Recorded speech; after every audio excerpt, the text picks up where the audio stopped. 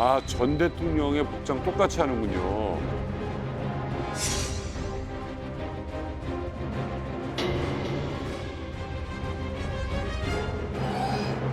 와, 진짜 너무 비싸다. 똑같다.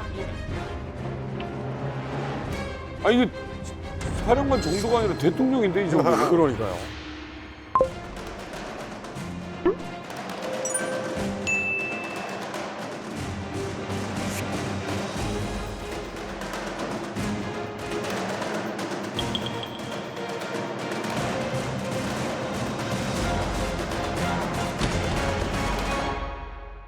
ဆိုတော့ကြီးကိုက်စီရရှိသည်။အပိုင်လေးအစိုးရပြဿနာကိုမှန်ကန်စွာဖြေရှင်းခြင်းမပြုပါကနိုင်ငံတော်၏ဒီမိုကရေစီရှောင်လန်းမှုတွင်အခက်အခဲများ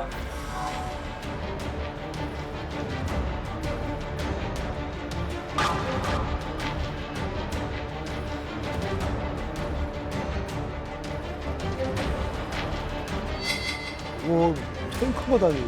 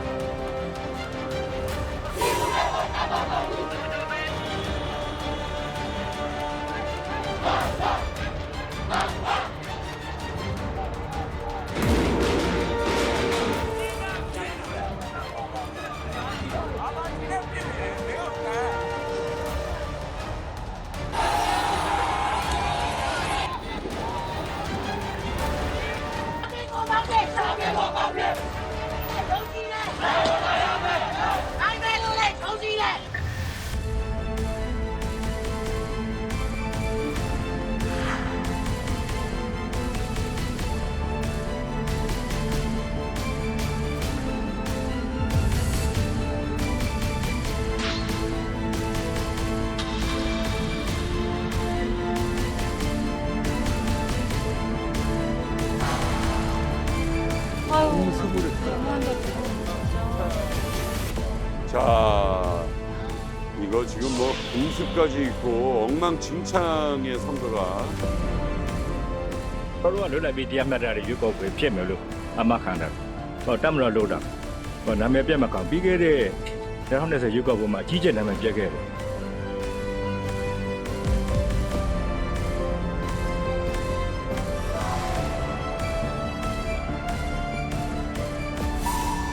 군인들이 저런데 앉아있는 것 자체가 이상해. 500. 我这目的没啊。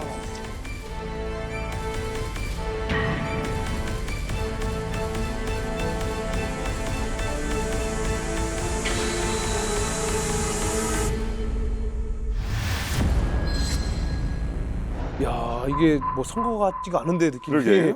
아니 이렇게 뽑힌 대통령을 한 나라의 수장으로 볼 수가 있는 건가요? 근데 저는 저 화면 보면서 조금 다른 생각을 하게 되는데 저희는 그래도 반대 데모라도 일어나잖아. 그쵸. 그러니까. 너무 건강. 그런데 저런 나라가 북한보다 뒤에 있다는 게 난 이게 이해가 안 되네요. 아직까지 받아들일 수 그리고 없어요. 선거하는데 165위. 투표함에다 선거표를 넣잖아요.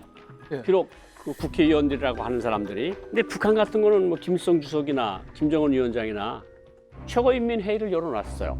그 최고인민회의 대의원들이 투표를 안 해요. 이거 들고 대의원증 들고 그냥 표시만 하면 돼요. 거부. 비밀 강하고. 거수 투표 하는 거거든요. 다 공개 투표. 최고인민회의 대의원이라는 게 각 지역구에 나오는데 그 사람이 유일 대표예요. 다른 사람이 후보가 없어요. 그런 사람들이 600여 명이 모여서 그 대의원증을 들어서 김정은 동지를 뭐 국무위원회 위원장으로 선거하는 찬성하십니까? 그 들면 그냥 100% 카메라 다 돌고 있고. 근데 저런 나라가 어떻게 북한보다 뒤에 있는지. 그러니까. 그리고 북한은 데모라는 것 자체가 일어나지도 못하고 그래도 선거에서 73%라는 수치가 나오잖아요. 그러니까. 저희 99.9%나 100%가 나오는데 참 이해가 안 되네요. 다시 한번 짚어드리겠습니다. 167개국 중에 북한이 165위고요. 미얀마, 아프가니스탄이 더 뒤입니다.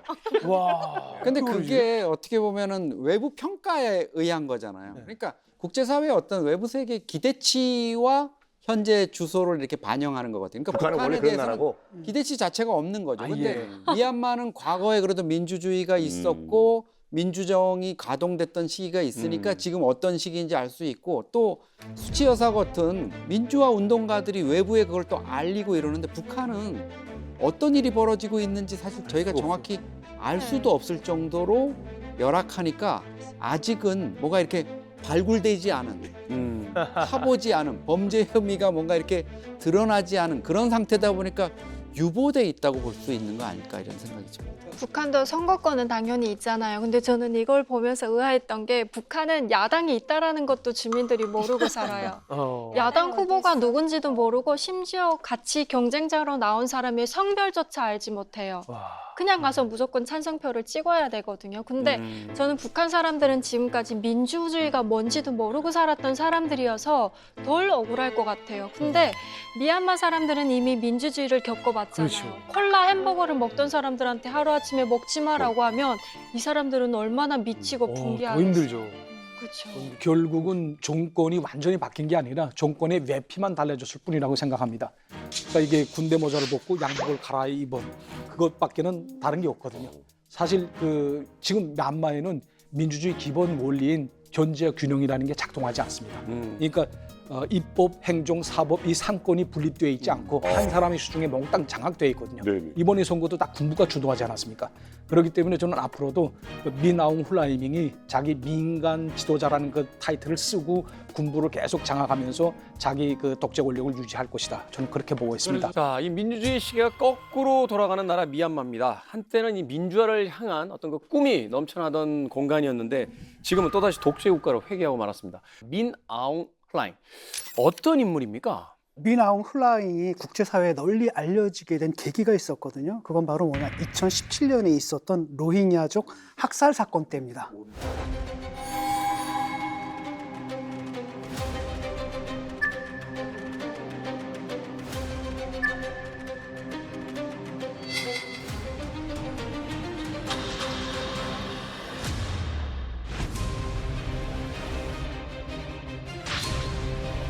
아, 여기에도 이제 부분이 있었네요. 그래도. 이제 오랜 차별과 학대 때문에 아마 감정적으로 이제 골이 깊었던 것 같죠.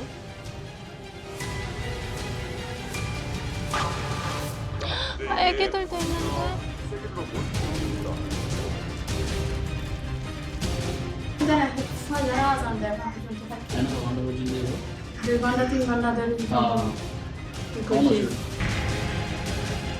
칠 70만 명이 방글라데시로 탈출을 합니다. I call on the Myanmar authorities to suspend military action, end the violence, uphold the rule of law, and recognize the right of return of all those who had to leave the country. 와, 아우.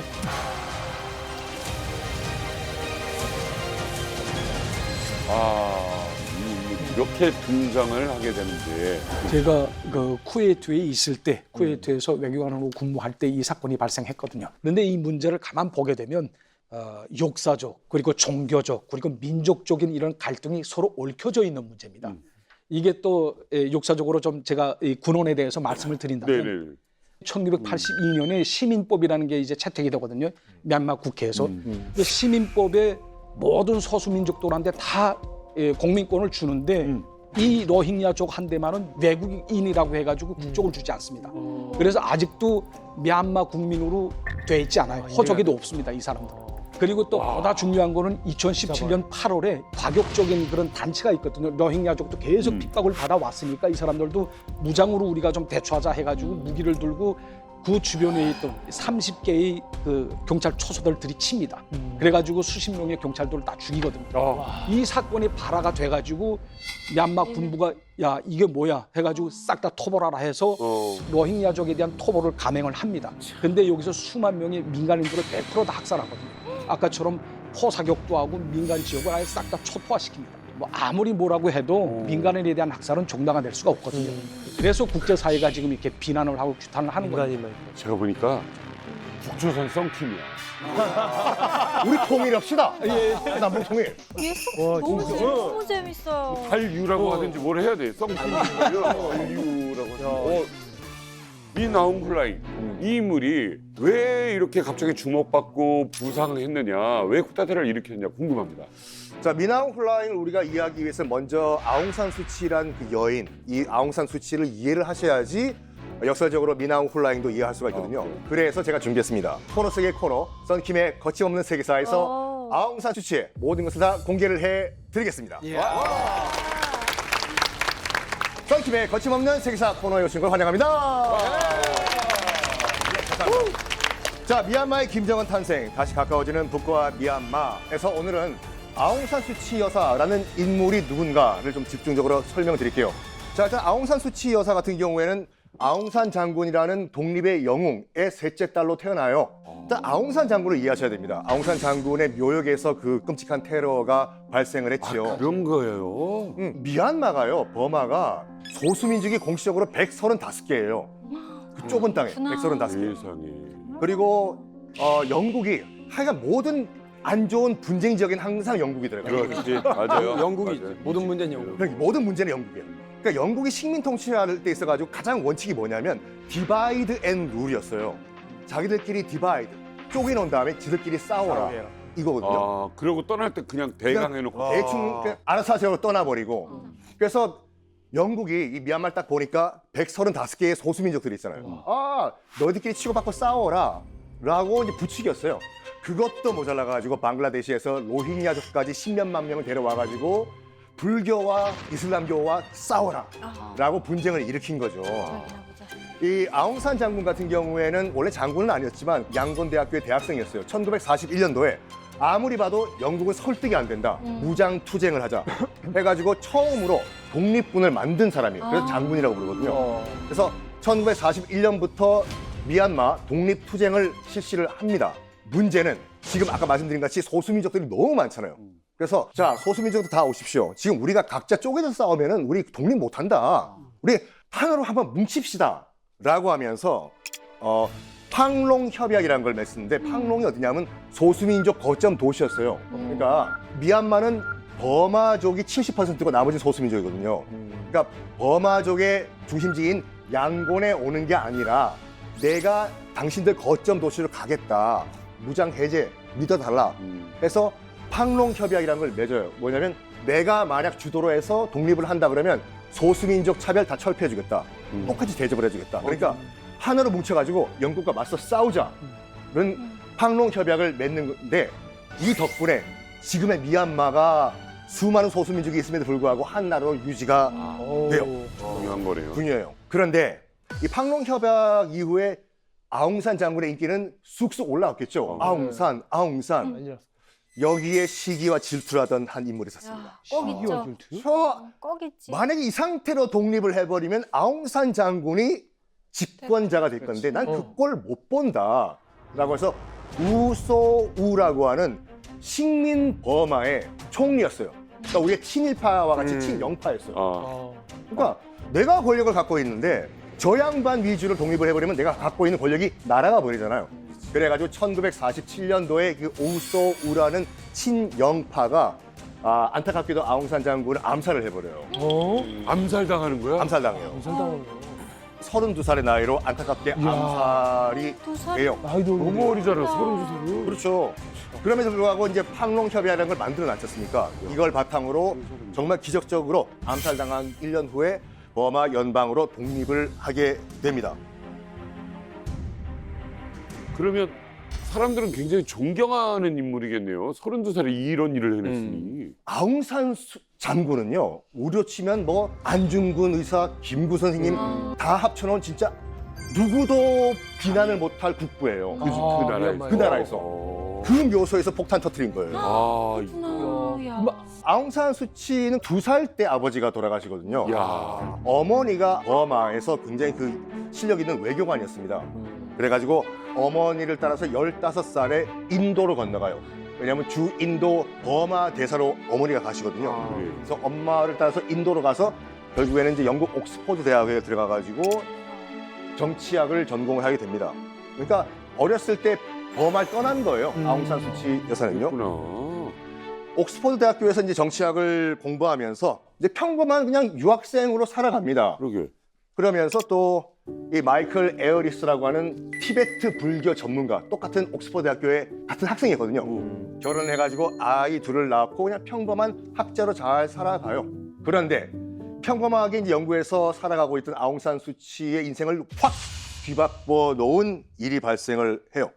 뭐냐? 어머니가 아직까지 버마에 있었거든요. 어머니가 뇌졸중으로 쓰러졌다라는 소식을 듣고 엄마 병문안 좀 하겠다라고 해서 버마로 들어갑니다. 이때가 1988년도였거든요. 그런데 이때가 버마가 국내 정치 문제로 굉장히 시끄러웠던 때예요. 1962년도부터 내윈이라고 하는 군부 독재자가 철권 통치를 하던 때였거든요. 이 내윈이 버마식 사회주의를 한다고 해가지고 모든 기업을 다 국유화를 해버려요. 그리고 모든 외국과의 거래를 다 끊어버립니다. 그리고 이 내윈이 굉장히 무속 신앙을 믿었어요. 뭐 정책을 하려는데 몇 월 며칠 하겠어. 받아서 또 하고 이런 식으로. 그러다가 1년 전인 1987년도에 유엔이 공식적으로 버마를 세계 최빈국으로 지정을 해버려요. 진짜로 공식적으로. 그랬더니 당시 버마 국민들이 아니 우리가 쌀이 이렇게 남아 돌아가는 나라인데 유엔이 우리를 최빈국 거지 국가로 지금 지정을 했다? 이게 다 누구 때문이냐? 내윈이라는 군사 독재 정부 때문이다. 들고 일어납니다. 1988년 8월 8일 오전 8시예요. 어머, 8시? 버마가 그래서 8이 굉장히 행운의 숫자라고 하거든요. 일부러 그렇죠. 그래가지고 당시 버마의 학생 운동권, 그다음 노동계에서 다 그러면 88888 맞춰가지고 들고 일어나자. 그래서 이 운동을 8888 혁명이라고 불러요. 실제로.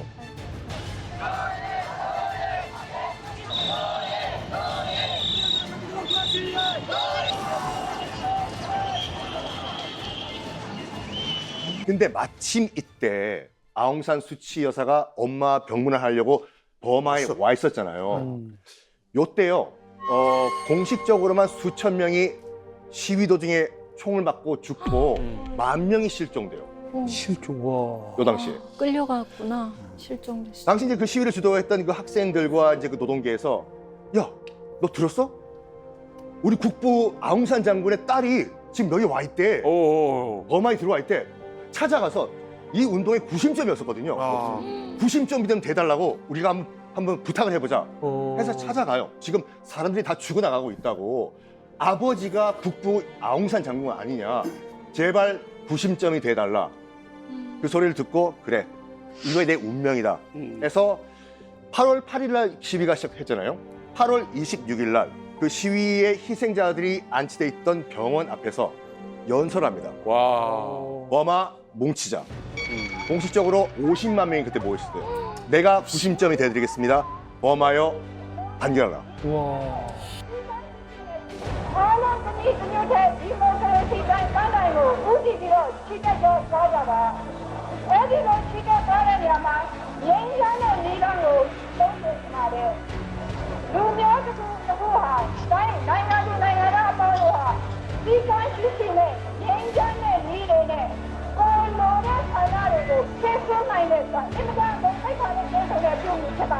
아웅산 수치가 연설을 굉장히 잘하는 지도자로 알려져 있어요. 그 연설을 통해서 이제 사실은 구심점이 됐다고 하는데 88년도에 했던 그 유명한 연설이 부패한 권력은 권력이 아닌 공포가 된다.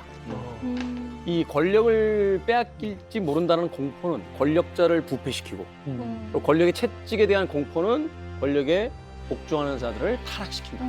그래서 우리는 이 공포로부터 자유로워져야 된다라고 하는 그 아주 유명한 연설을 남기는 걸로 제가 기억합니다. 그렇죠. 그래서 아웅산 수치 여사를 구심점으로 해서 시위는 걷잡을 수 없이 이제 번지게 됩니다.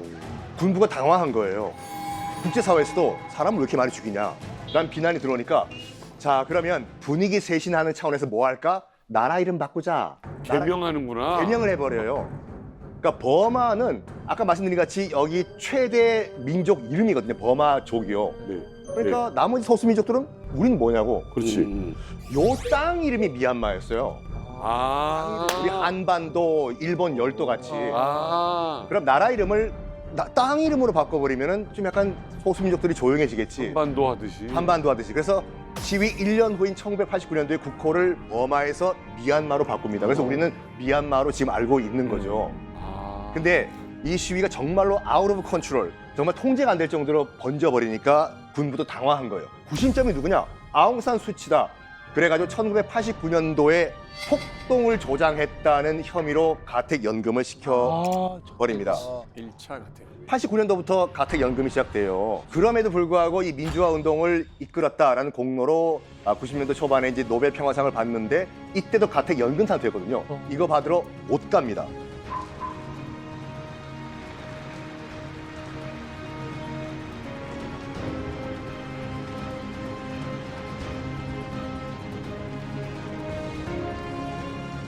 이때 이후로 풀려났다 갇혔다 풀려났다 갇혔다를 무려 15년 동안 쭉 이어나가요. 그러다가 미얀마를 방문한 오바마 대통령이거든요.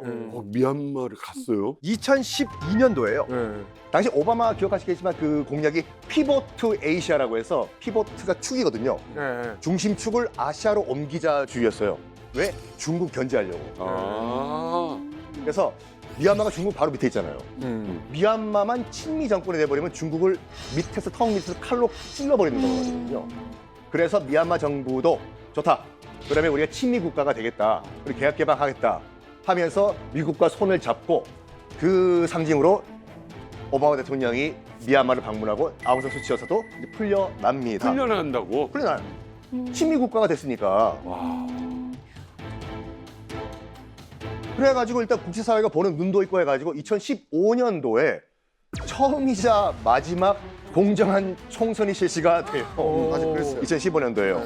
수가 되는구나. 보시는 것 같이 이제 아웅산 수치 여사가 이끄는 민주주의 민족 동맹이 거의 60%를 차지해서 집권 여당이 됩니다.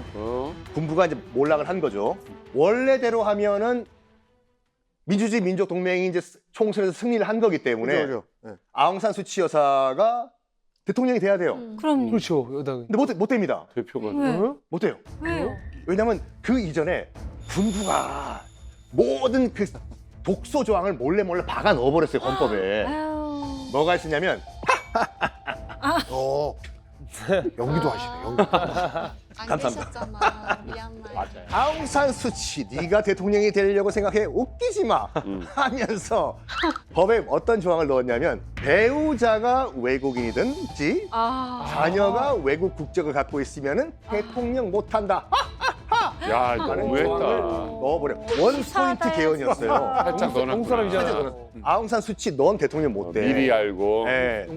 그러니까 총선에 승리했음에도 불구하고 나는 국가 지도자가 못 돼요. 남편이 영국 사람이잖아요. 아들 둘도 다 영국 국적이었거든요. 딱 걸린 거예요, 이게요. 미안하면 안 되나? 일단은 자기의 그 오른팔이었던 틴조라는 인물을 대통령 자리에 앉혀요. 자기는 어떻게 할 것인가? 뭐 할까? 되게 그럴 때 이제 난 뭐야? 애매할 때는 사회이사, 자문, 고문 뭐 이쪽으로 들어갑니다. 그렇지. 역시 집권자의 스멜이 느껴져요. 국가 고문이란 자리를 또 만듭니다. 대통령은 있고 내가 그 위에 올라가서 대통령을 컨트롤하겠다. 이렇게 승승장구하던 아웅산 수치의 불만을 품었던 인물이 바로 민 아웅 훌라잉, 군장바. 당시 군 최고 사령관입니다. 군장바, 와. 불편한 동거가 시작이 돼요. 민 아웅 훌라잉은 군 최고 통수권자, 그리고 아웅산 수치는 국가 고문. 자, 이렇게 해서 2020년에 총선이 또 치러집니다. 두 번째네. 이번에도 아웅산 수치의 압승이었습니다. 자, 그런데 2020년도 총선에 아웅산 수치의 민주주의 민족 동맹이 압승했지 않습니까? 여기에 민 아웅 훌라잉이 그래. 이대로 가면은 또 5년 더 집권한다. 그렇죠. 더 이상 그냥 놔둘 수가 없다. 비상적인 방법을 쓰자 하면서 2021년 쿠데타를 일으키고 권력을 찬탈을 합니다. 그리고 당시에 아웅산 수치를 비롯해서 여당 인사들을 다 구금을 해버리게 되는 거죠. 민 아웅 훌라잉이 쿠데타를 일으킨 이유가 여러 가지가 있어요. 그중에 한 가지가 진짜 현실적인 이유였어요. 뭐요? 뭐냐면 2021년 이해에 정년 퇴직이 예약돼 있었거든요. 민 아웅 훌라잉이 본인이 정년 퇴직. 내가 정년 퇴직이야. 아, 군인으로서의 정년퇴직 연도가 있구나, 여기. 그렇죠. 65세면 군복 벗어야 돼요. 군복 벗으면 되지 않냐가 아니에요. 무섭다. 이미 로힝야족 학살 사건으로 기소가 돼 있는 상태거든요. 그렇지. 군복 벗어버리면 바로 재판받으러 가야 돼요. 그러면 전쟁이 하든 뭐라도 그렇죠. 해야 돼. 권력을 갖고. 그래가지고 이대로 가서 내가 군복을 벗어버리면 나는 로힝야족 대학 학살 사건에 책임을 지고 난 재판 받아야 된다. 난 그렇게는 못해라고 하면서 쿠데타를 일으킨 겁니다. 또 하나 이유가 있어요. 요 25% 보이죠? 똑같네. 2000년도에 그 군부가 헌법을 개헌할 때 전체 의석 가운데서 25%는 군부가 지명한다. 어머나. 국회의원. 무조건. 어머나. 이게 말이 되는 겁니까? 억지라도 왜냐면 그런 억지가 어디 있어. 75%가 넘어가면 개헌을 할 수가 있어요. 미얀마. 개헌 미얀마 헌법상. 저지선이에요. 75, 25. 군부가 허락하지 않으면 헌법을 그렇죠. 개헌할 수 없다. 군부가 허락하지 않으면 개헌 못 한다. 자기 마음대로 25%는 무조건 군부가 지키는 거예요. 야, 이게 쥐 왜 꼴찌인지 알겠다. 그러니까 그런데 아웅산 수치가 뭐라고 주장했냐면 이거 개헌한다고 했거든요. 이걸 바꿔야지. 군부가 갖고 있는 25%는 내가 깨겠다. 국민에게 줘야지. 국민에게 돌려주겠다. 이 소리를 듣고 군부에서 그러면 우리 권력 다 날아가는 거라고 넘지 말아야 할 선을 아웅산 수치가 넘었다고 본 거죠. 그래가지고 방금 말씀드린 같이 미나옹 플라잉은 군복 벗어야 되고 군부 입장에서 봤을 때는 25% 정말 초롱성했는데 이거를 아웅산 수치가 깨려고 하고 안 되겠다. 뒤집어 엎자라고 해서 너버려 미얀마의 민주주의는 다시 암흑 속에 빠지게 됩니다. 지금까지 미얀마 현대사의 썬킴이었습니다. 감사합니다. 쏙쏙 들어온다. 완전히 네. 2021년 2월에 쿠데타를 일으킨 뒤에 정권을 잡았어요. 민 아웅 플라잉. 하지만 그 과정에서 사망자가 무려 6천 명이나 나오게 되고요. 또 2만 명 이상이 구금이 됐습니다.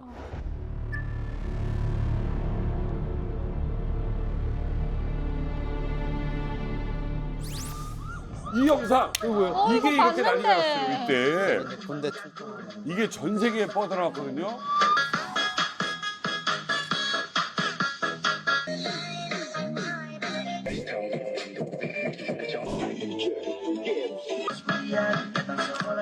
같이 왜 여기서 에어로빅을 해? 뒤에 탱크 지나가고 막 그 경호 차량 지나가고.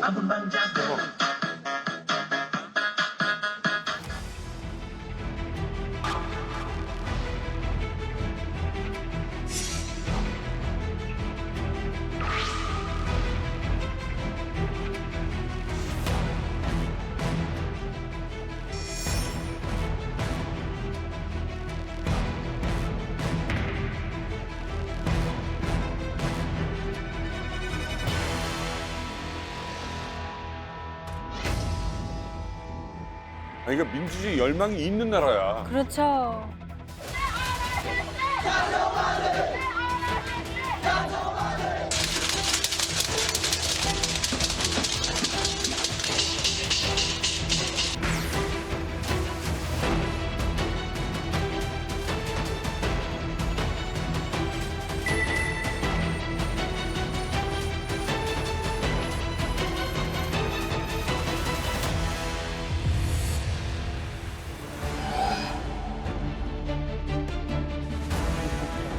자, 실탄이 발포가 된다. 没没往回来，有了，都没敢回吧？没往回来，都没敢回吧？ 군사격을 하네.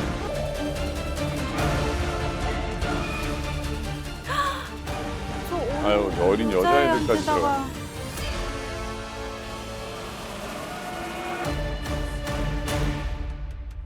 아유, 끔찍하다. 이야, 아니 사실 이제 국민을 이제 보호할 의무가 있는 이 군인들이 어떻게 보면 무자비하게 이제 진압을 하는 게 좀 너무 충격적이에요. 그러네요. 그러니까 지금 뭐 이 미얀마 시위 같은 경우에는 뭐 지금은 반군이 형성이 돼 있지만 처음에는 굉장히 평화 시위였습니다. 먼저 하면 우리 기억나시겠지만 세 손가락 시위 있잖아요.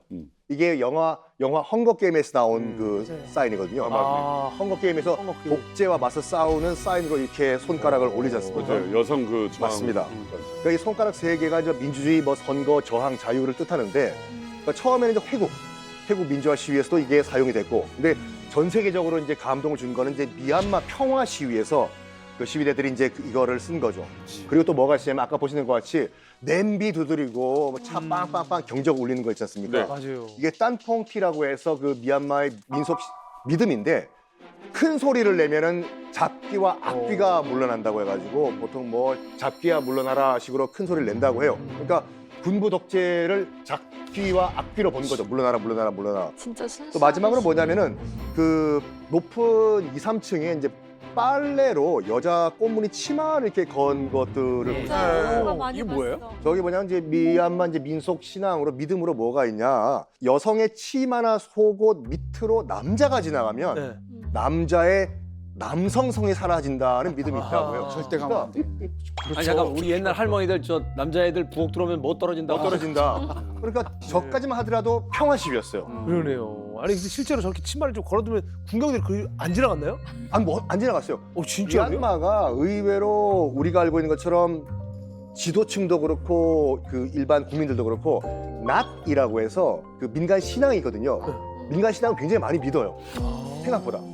그러니까 통과 안 하는 거죠. 진짜로 하네요. 네. 와. 미얀마에서 당시 2021년 2월 22일에 엄청난 이 반쿠데타 평화 민주화 시위가 일었습니다. 그러게 열망이 있어. 전 국민적인 시위가 일었어요. 2가 5개 들어가요. 2021년 2월 22일. 이도 행운의 예, 숫자. 그래서 그 5-2라고 해요. 그때 시위를. 5-2 이렇게 엄청나게 많은 와, 수백만 명의 시위대가 거리에 쏟아 나왔습니다. 사실 이쯤 되면 어떤 독재 권력도 자연스럽게 움찔하거나 그렇죠. 뒤로 물러나는 게 맞습니다. 그런데 전혀 개의치 않았어요. 당시에 5-2 민주화 시위는 처참하게 실패했습니다. 실패한 첫 번째 원인이 군부가 너무 잔인하게 진압했어요. 그 헤드제라고 했죠. 시위대를 향해서 실탄을 발표했는데 머리를 조준해서 쏩니다. 근데 이게 시범으로 제일 앞에 있는 미얀마 빈손의 시위대에게 머리를 조준해서 쏩니다. 앞 사람들이 머리를 맞고 쓰러지니까 시위대가 해산을 하게 되죠. 그렇죠. 당시에 미얀마 국영방송에서 이 사실을 상세하게 보도하면서 집 밖으로 나가면 머리에 총 맞을 가능성이 있으니까 나가지 마십시오. 라고 이제 국민들을 상대로 협박을 하고 공포를 심어주는 거죠. 그러니까 우리도 사실 이런 과정을 겪었기 때문에 이 미얀마 사태를 주시를 할 수밖에 없었던 거고요. 그래도 80년 5.18 민주화 운동 당시에도 보면 가장 이게 이제 좌절스럽고 이런 게 그냥 군부가 갑자기 쿠데타를 하거나 이러는 게 아니고 민주주의에 대한 어떤 민중들의 열망이 막 이렇게 기대치가 오를 때 뭐 박정희 대통령 그때 시해 사건이 있고 이러고 나서 아 이제 그러면 민주화가 뭐가 될 수 있겠구나 하고 기대를 하고 그때 서울의 봄이라고도 뭐 얘기하고 이러는 시점에 군부가 나서가지고 이렇게 쿠데타를 한다는 점. 그리고 또 하나는 이게 결국은 무자비한 탄압 이런 거에서 그냥 멈추지 않고 대표적인 이제 민주화 인사라든가 정치인을 잡아가고 이러는 데 대해서 언론이나 또 민주화 인사들, 학생, 청년들이 거기에 대해서 이제 저항을 하다 보면 이게 반드시 이제 유혈 사태로 이어지거든요. 그리고 나서 이게 이 저항을 짓누르기 위해서 어마어마한 이제 처벌이나 보복이 이루어지는데 사실 이 민주화 운동, 5.18 민주화 운동 때도 보면 그때 이제 야당 지도자였던 김대중 나중에 이제 대통령이 됐지만 김대중 씨를 사형 선고를 해가지고 안역 이렇게 해가지고 하고 아웅산 수치 여사에는 거기에다가 이제 비리 혐의까지 덧붙여가지고 수십 년 동안 지금 사실상 뭐 연금 상태로 현재까지 이르고 있는 거죠. 그리고 군부의 이제 강경 진압이 시작되면서 시민들이 무장하게 된 점도 우리랑 상당히 비슷하죠. 네, 우리랑 차이가 있다면 우리의 경우에는 광주라는 도시에 고립당해 버렸잖아요. 고립당해가지고 확산되지 않고 그래서 바로 이제 짧은 시간 안에 진압되었는데 미얀마 같은 경우는 다르거든요. 거기 수많은 소수민족들이 있고 이 사람들이 대부분 다 무장을 하고 있습니다. 자기 자경단의 개념으로 스스로 지키게 돼서 무장을 하고 있는 상태였거든요. 그렇죠. 그러니까 이제 민주화 세력들이 갈 데가 없으니까 우리도 무장을 하자라고 해서 가서 도움을 또 요청합니다. 그래서 그들로부터 무기도 받고 군사훈련도 받고 심지어는 거기 편제되기도 하고 아니면 또 별도로 뿌리기도 하고 그래서 연합전선을 좀 편 거예요. 우리 일단은 군부 독재가 공동의 적이다. 우리 같이 무력 투쟁을 하자. 그래서 무장 투쟁에 나섰습니다. 그래서 현재로서는 어떠냐면은 도심지나 뭐 핵심 지역은 군부가 장악을 하고 있는데 전체 국토의 거의 60%는 반군심 장악하고 있는 거예요. 현재? 예.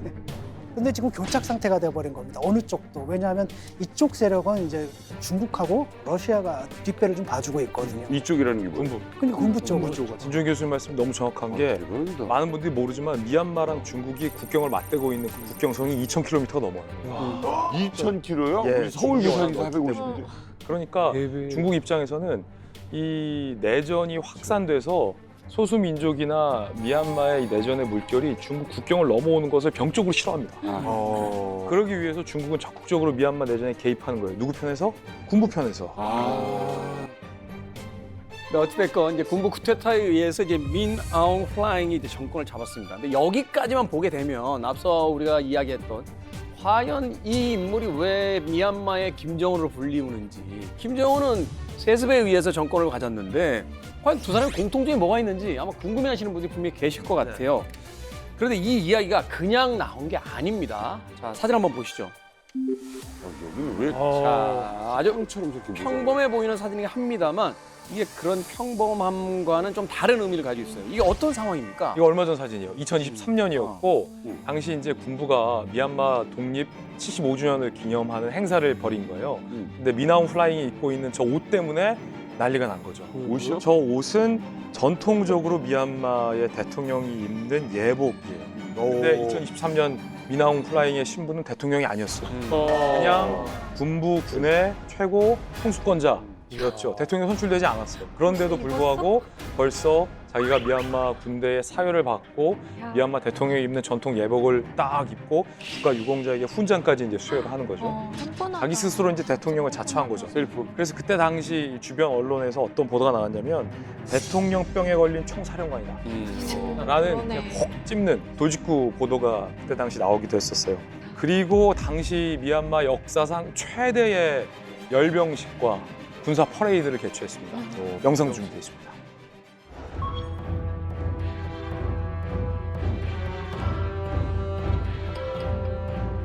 코끼리가 나오는.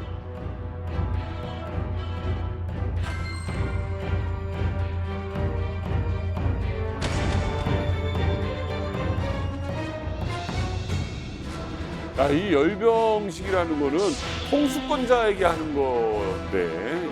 최고 권력에게 하는 거잖아요.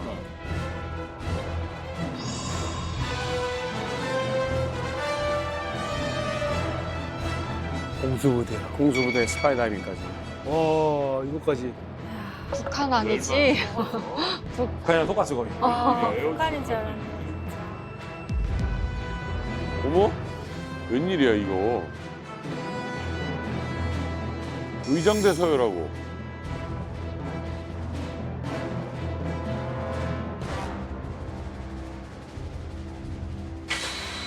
아, 전 대통령의 복장 똑같이 하는군요.